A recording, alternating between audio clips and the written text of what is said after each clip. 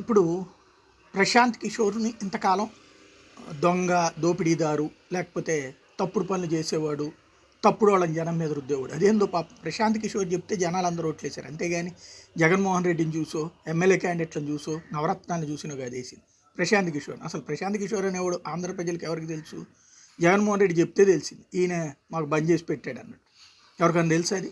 అయినా సరే అదొక విచిత్ర భ్రమలో బ్రతికేసింది తెలుగుదేశం పార్టీ. ఇప్పుడు ఆ భ్రమ నుంచి అతను వస్తే తాము గెలుస్తామన్నటువంటి మరొక భ్రమలోకి వెళ్ళింది. తప్పేం లేదు, అది వన్ ఆఫ్ ద ఎసెట్ అని అనుకోవచ్చు వాళ్ళు. కాకపోతే దాన్ని కవర్ చేసుకోవడానికి ఎంతకాలం నాటకాలు ఆడించినోడు, బీహారోడు, డెకాయిట్ గాడు, ఇట్లాంటివన్నీ ఇప్పుడు కవర్ చేసుకోవాల్సి వస్తుంది, సర్ది చెప్పుకోవాల్సి వస్తుంది. దానికోసం వాళ్ళ ఎవర్రా ఏమ్రా అంటూ గట్టిగా అరిచేటువంటి ఆనం గారి వారసుడు ఉన్నాడు కదా, ఆయన తాజాగా ఇచ్చినటువంటి స్టేట్మెంట్, ఆనం వెంకటరమణారెడ్డి గారు, ప్రశాంత్ కిషోర్ తప్పు తెలుసుకుని బాధపడుతున్నారట.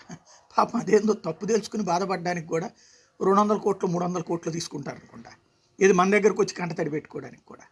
ఇలాంటి వెర్రి మాటలు జనాలు ఏమనుకుంటారు అని కూడా ఫీల్ కాకుండా చేయడం అన్నటువంటిది వీళ్ళకి తెలుసు. ఇక్కడ యూటర్న్ అంటారు.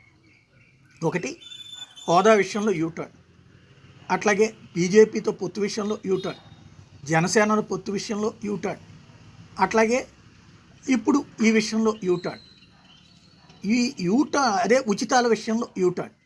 అన్ని యూటర్న్లేనా? ముందు ఒకటి అంటాం, ఉచితాలు సింగపూర్ అయిపోతుంది, అదేది దాని పేరేంటి, శ్రీలంక అయిపోతుంది, వెనిజులా అయిపోతుంది.